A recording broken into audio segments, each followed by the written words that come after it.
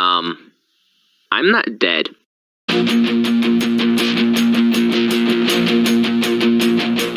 Just like last year, I saw a bunch of horror movies, and I'm ranking them. The first movie I saw was Carrie. The old one, not the new one. No Chloe. Now, this movie's a classic. Everyone knows the plot synopsis. It's a solid teen drama with a horror twist. That twist being, Carrie's a psychic, and she kills her classmates. I will say my biggest complaint has to be how Tommy died, because that was fucking stupid. And even then, that's just a nitpick. I really recommend this movie. The next movie I saw was The Belko Experiment, and it was pretty good. You see, the movie's about just your average typical office day, until the whole entire building goes under lockdown and all the employees are forced to kill each other. And things get more tense when it turns out there's bombs in every employee that will go off if not enough people are killed. I like the conflict between our lead and the bad guys, because it's two different ideologies that clash and it's pretty interesting. But the movie does have some flaws. Like, it has some weird music choices, and then you realize, oh yeah, James Gunn worked on this. There's also some wasted potential, especially in the character of Danny. Next movie I saw was Roman Polanski's Baby's Day Out. And holy fuck is it a horror masterpiece. You know the meme of pointing at the TV and telling the fictional character to get out of there and run away? That's this whole entire movie. Like, even before Satan stuff gets involved, you're still put on edge throughout the whole entire thing. It comes to a point where you think everyone's a Satanist and you just feel bad for Rosemary. Also, if you don't know who Roman Polanski is, that's fine, because he's not really known for anything. Next, I saw Underfist, and if you like Billy and Mandy, you'll like this. That's pretty much all I have to say about it, besides that it's pretty good. Zombieland 2 Double Tap is pretty fucking good. The action is great, the jokes are great, the story is great. I especially like Madison. Like, the scene where she turns into a zombie, she shouts out peanuts, and later down the line you learn why that's so funny. Pretty much everything great about the first one is here in the second one. Also based Bill Murray. Fan, Mr. Roker. The Descent is alright. Now, don't get me wrong, I do like the idea of it being a claustrophobic horror, and I like how the crawlers are just another kick to the balls. Ovaries? But it seemed like a jump scare fest, and it's kind of weird.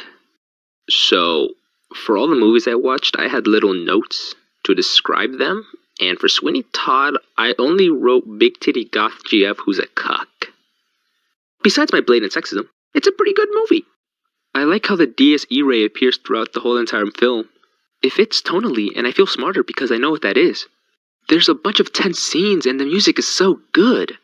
It's also a musical, by the way, so this is the part where you call me gay. Shaun of the Dead. Another motherfucking masterpiece. This movie does so much, and it succeeds in, all of it. It can be funny, it can be intense, it can be emotional. At the end of the day, it's not just a good homage to zombie flicks, but it's its own thing. Society, at the very least, is an entertaining movie.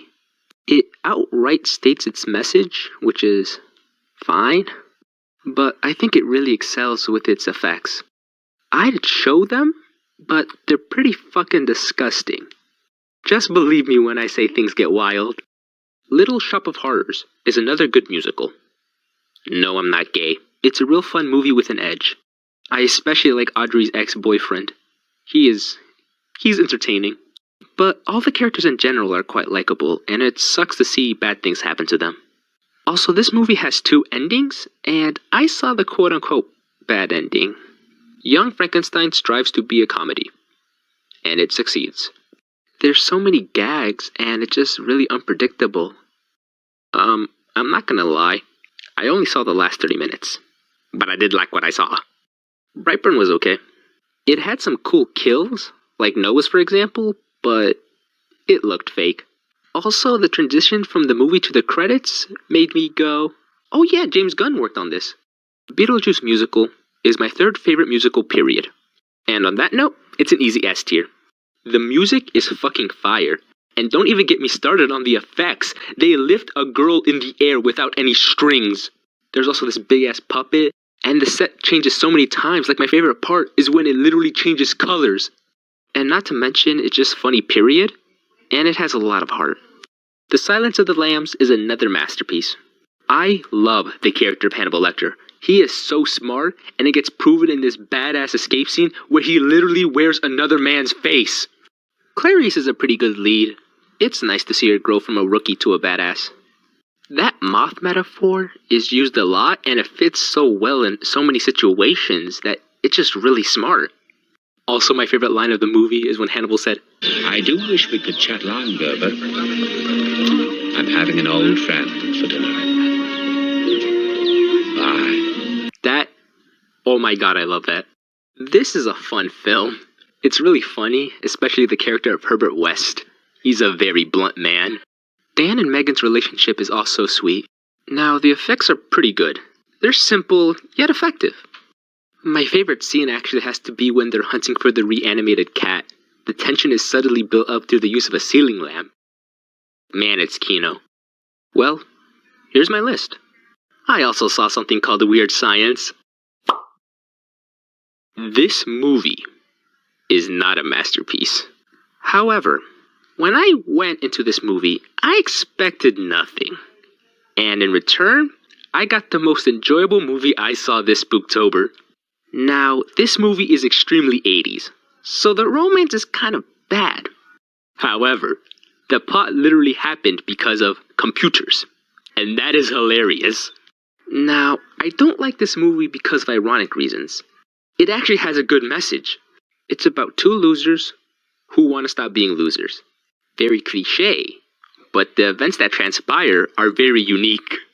It's a parody of Frankenstein, but instead of Frankenstein's monster, it's a hot girl. And she doesn't just help them with their boners, she helps them, period. Look, I just love this movie. And it reminds me of Be More Chill. Who's ready for my Halloween party? Everybody's got a red Solo cup, fill it up, hear the beer spill on the ground.